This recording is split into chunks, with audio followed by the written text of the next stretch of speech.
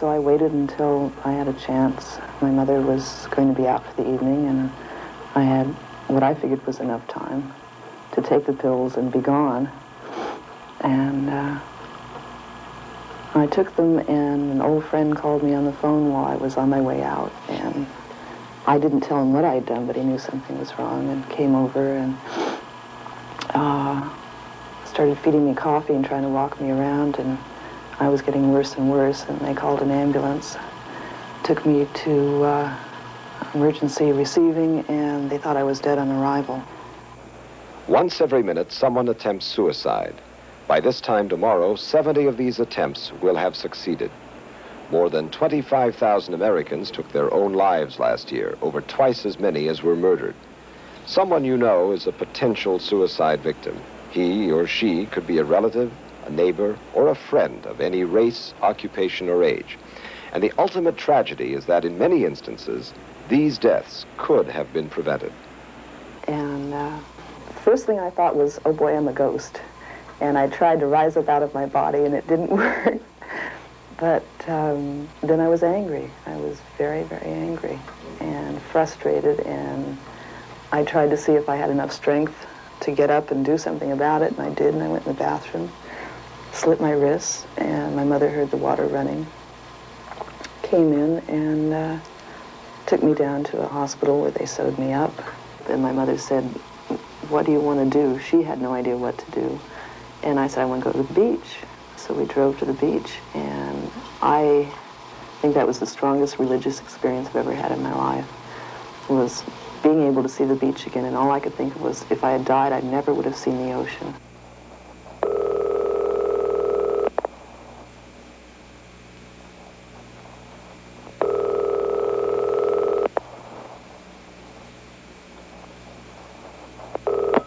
Suicide Prevention Center, may I help you? Another call for help reaches a volunteer at one of this country's 300 suicide prevention centers. Unfortunately, most people feeling suicidal do not call, and the rest of us are unaware that we can help. I'm Mario Machado. Suicide is the number 10 cause of death in the United States, and yet suicide is predictable and preventable. Today on Medics, we'll tell you how. Join us. What you will learn is vitally important. This is Alice, but I'd like to know if there's something I can do for you.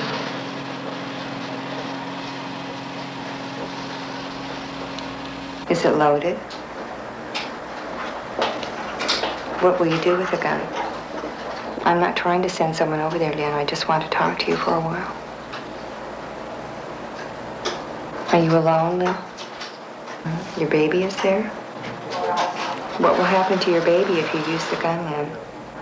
How do you think your baby will feel without her mother? I think it's very important that we do talk about it. I left the house. When I did leave, I remember going into the bathroom, finding anything and everything that had a prescription label on it.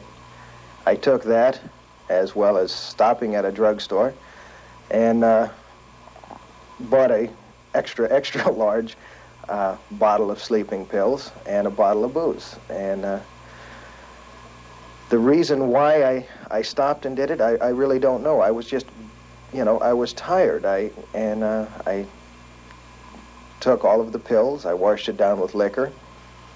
And some reason, thank God, I must have had a will to live, because I found my way back to the hospital. I just figured, well, the children would really be better off without me. In fact, the whole world would be better off without me. What did I really have to offer? And so I did. I went to the motel and took, I don't even know how many pills, but they're a great deal. And this time I wanted it to work. I wasn't emotional, very, just like it was a matter-of-fact day. And needless to say, it wasn't. I'm afraid to leave you alone right now.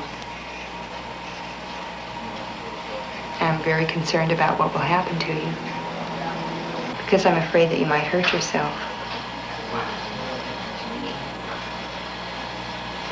But you will be hurting someone else. Then you'll be hurting everyone around you and everyone that knows you, and you'll be hurting your baby. I was having family problems. My wife and My parents didn't get along too well. I was trying to keep everyone happy and try and get all of the family together. On the employment side, things were building up there also, where I was given a promotion. Things didn't work out. I had to take a step back, and which kind of upset me, as well as within a 3-month period, 2 buddies of mine were killed in the war, and we had lost 2 friends. And it kept building up, and I was like most men. I was afraid to let my emotions and my feelings out. I felt, you know, I'm a man. I can't have feelings, you know. But this wasn't true, and I learned this the hard way. I fell madly in love when I was 15, and he turned out to be a real bum. And I thought that should never happen to anybody. That was never on the Late Late Show. It was always a happy ending. And then I got married when I was 18 to someone I'd known for 2 weeks, but he seemed like a nice guy, and turned out he was an alcoholic. And I was very disappointed that I didn't get the happy ending again. My husband and I, at that time, we hadn't had a happy marriage for quite a number of years. And I went through with the divorce, and suddenly I had the full responsibility not only of myself, but maintaining a home, of the children, and everything. And it was an awful burden, believe me. Then you can't leave now, not until you know what you're going to do with your baby.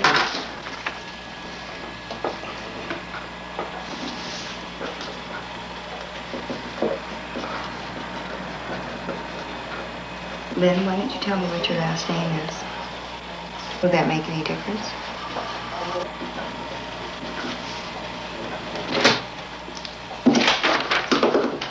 But I thought you said you were going to do something, Lynn. I don't believe you. I'm very concerned about you. My wife and I got in an argument over something extremely picky-ownish. We did get into an argument, and I started hollering and screaming at her that she didn't care, and that all, you know, this was too much. She couldn't handle it, and she wasn't going to stand by me. And at that time, I don't know why, everything just kind of flashed, and I grabbed my wife by both her arms and pushed her up against the wall, and I hit her. This is something I have never done in my life, prior or after. I feel it's something no man should ever do. And after I did, I felt so small. I felt so bad that is when I left, got in the truck, and I took off. I was saying, you know, what are you, an animal? You know, I just says, look what's happening. You can't cope with this. You're turning like an animal. You know, you don't belong in society. You know, you're just an outcast. And that is when I attempted to take my life. Lynn, do you feel that this is the only way out for you? You're not able to do that right now because you're feeling so bad. You're right about that, Lynn, and I'm not trying, I wasn't generalizing. I was just, from talking with you, I was assuming that since you were feeling so bad. Well, I know you are feeling bad. That's right. I don't think you can. I don't think you are. They say loneliness is the horriblest feeling in the world, and it is. I felt so completely alone. The loneliness, there was just nobody that I could turn to. And yet, of course, now I realize there are all kinds of people I could have. I think you just get to the point where you think no one cares. I went ahead because I didn't know what else to do. I had no idea.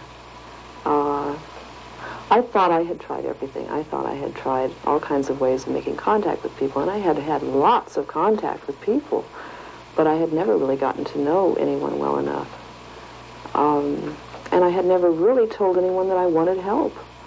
Are you feeling that no one wants to help you, Lynn? Is there someone else that's close to you that you might want to talk to? Would you like to call me tomorrow night? I'm just like the guy next door. You know, you look at your neighbor and you say, he's a great guy, there's nothing wrong with him. But you never know. You know, it's something, it can happen to anybody. You know, if I were to sit back, if I could look back a year prior to this happen, if I ever asked myself the question, did I think I would ever attempt to take my life? I would laugh in a, you know, I'd go hysterical. I mean, it'd be the most ridiculous thing I ever heard of. But it happened. There's probably no one who hasn't felt a lot of the things that I felt. And as far as getting depressed or wanting to just end it all, most of the people that I really get to know have felt that way. And some people that I know have actually done it. And they're gone, and I'm really sorry. A recent survey found that at one time or another, 80% of us have contemplated suicide as a way out. Suicide is a terrible yet utterly natural reaction to situations where human beings are pressed beyond their own limits of emotional endurance. But while people who attempt suicide want to die, they are also calling desperately to be saved. They leave a trail of clues that give definite warnings of their intent. Being aware of these clues and responding with appropriate help could make the difference between life and death. All right, but you have promised me that you won't do anything until we talk again tomorrow. Is that right? And you're not going anywhere tonight.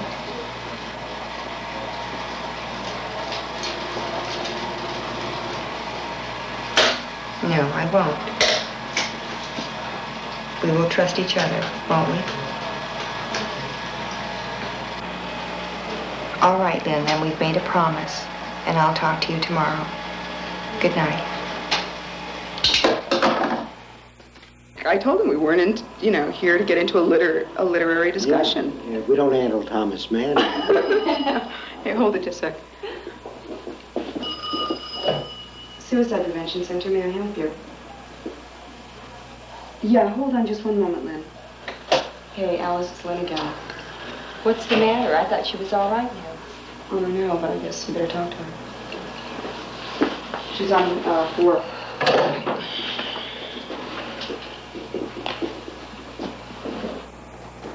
You called to break the promise?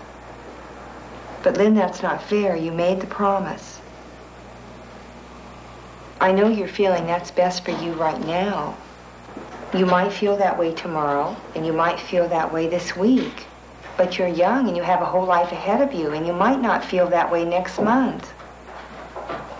I know you want to go away. I know that, and I understand that feeling. It's not okay. It is not okay. No, no, no, it's not. Sometimes it is. Yes, you're right. No. I won't give you permission. I won't do that. I can't. I cannot. In my attempt to kill myself, I feel it was an attempt to say, please, somebody, understand me, help me. No, I honestly don't feel I wanted to die, but I wanted to get away from it. I couldn't take it anymore. And I thought maybe this would show somebody that, hey, this is true. This is really happening to me. People, by and large, commit suicide when they are desperate, when they feel there's no other way out. Most people who commit suicide don't so much desire to be dead, but they do desire to be out of the situation which they are in. There is ambivalence, which is the presence of contradictory feelings within the person at the same time, or maybe oscillating back and forth relatively quickly between these feelings. And a person might want both to live and to die, to love and to hate at the same time going on within him. And it's just exactly the fact that this ambivalence is present which is one of the most salutary factors for us. Because it is this fact that even though he may be talking or acting strongly, hurting himself or declaring that he will, he is also expressing the need, the desire, the wish to be rescued. I'll do everything I can to hold you. I will. No, I can't. I can hold you with my voice. The one message that we want to get across to as many people as possible is that one can save a life by being alert to his fellow man. Because your arms look healthy, your color is there, you're not walking around like a mummy, I mean, they feel you're healthy. Where, you know, the mind is just as much part of the body as the arm and the stomach. And if your arm was in a cast or your leg was in a cast, they know you're sick. But when your mind is, they can't see it. I would say that when a friend has a change in personality, that's a warning signal. When the change is in the direction of a withdrawal from social life and from friendship, that's a danger signal. When a person to whom you express your personal interest says something like, it's hopeless, or I haven't got a chance, or I've just about given up, I can't take it anymore, that's a signal for finding out more about it and maybe enlisting extra help. I think you reach a stage where you're so overtired, that you're so wound up that you do change. I'm sure that your attitudes, your reaction to different things are different, and I'm sure mine was. I blew up a few times at little things, you know. Things took on a greater deal of importance to me than they should have or normally would have. I think you just go along in your little old world that you just, you don't recognize the change in yourself. There are certain special symptoms that seem to go with the suicidal state, and these are symptoms of special depression, psychological symptoms of being all tired out, of being blue, sad, crying, feeling helpless, and feeling hopeless. And some physical symptoms, especially sleeplessness, loss of appetite, loss of pleasure, and loss of energy. All these things going together, those are danger signals. And if you have a friend who's going through many of them combined, that might be a time for you to ask something like, sometimes you wish you were dead? And if the answer is yes, that's the time to look for help from the Suicide Prevention Center. But you've gotten this far, Lynn. It sounds like you've accomplished a lot. Do you like what you're doing? It sounds like that would give you something to live for.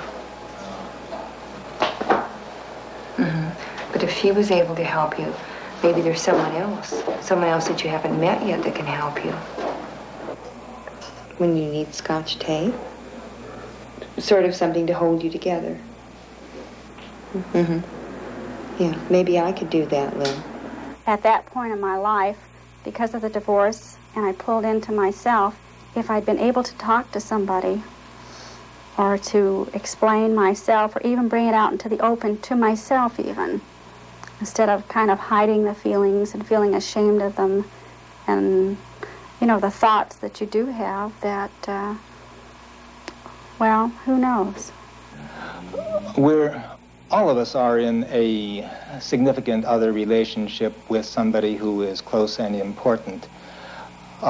We want them to feel ready and willing to be alert and to help us at the same, and we should, in the same degree, be able and ready and willing to help them. And this means being sensitive to the fact that people will go up and will go down in their feelings and moods many times, and that frequently when this mood is at a low point, the most important possible kind of a factor that can be extended to them is evidence, real, personal, genuine evidence of a sense of caring, a sense of concern, a sense of worthwhileness that exists for all of us. It happened to me, and it can happen to anybody. But if people would let it be known that it's something that can be overcome, it is something that they don't have to be ashamed of. No, it's something you don't go around bragging about. And everyone is ashamed in a way, but it's something that you don't mop under the rug back in the corner. And I feel by showing my face and talking that people will understand that it can happen to anybody, or, like I said, the man next door. I want to try and help somebody. And if I can help in any way, this is the important thing. I got a lot of help from a lot of people, people who didn't even realize they were helping me, and a lot of people that I had to ask, and I had to learn how to ask.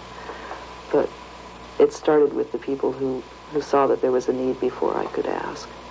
And I just like to repay some of those people. I want to hear it from you.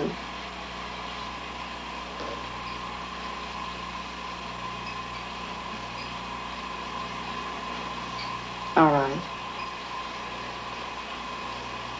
You won't do anything until I call you tomorrow. That's your promise. All right, then. And I will keep my promise, too. And I'll talk to you tomorrow. All right, thank you, Lynn. Good night. Just as we have been alerted to the warning signs of cancer and heart disease, we should learn the danger signals that warn of suicide. 1, a suicide attempt. 4 of 5 people who commit suicide have tried it previously. 2, talk about suicide. People who threaten suicide often mean it. 3, a sudden change in personality, especially withdrawal from social life and isolation from friends. 4, depression, feeling blue, alone, helpless, and hopeless. 5, physical symptoms of sleeplessness, loss of appetite, exhaustion, weight loss, and decreased sexual drive often accompany depression. 6, preparations, such as obtaining devices for a suicide attempt, giving away possessions, or making a will. 7, crisis situations when suicide is most likely to occur. They include illness, economic difficulties, marital problems, death in the family, and failure at work or school. If a person you know shows some of these symptoms, he may be feeling suicidal. Talk to him. Help him to see that he is worthwhile, that you care, and that there is hope. If necessary, call your nearest suicide prevention center, mental health clinic, clergyman, or family doctor. Remember, you could be saving a life. Thank you, and join us again on Medics. Yeah, it does sound like it is kind of a lot of medicine. Have you tried to vomit? Mm-hmm. Yeah, can you make yourself vomit? Can you do that right now? I'll hold on. Yes. Mm-hmm. Well, this is something we can't always be sure of. And it's really best to get that medicine out of your stomach. And have you ever done this before? When you started taking the pill, I'm wondering what caused you to start taking these pills this afternoon. Mm-hmm. Is this something new, this pain that you have? What do you mean?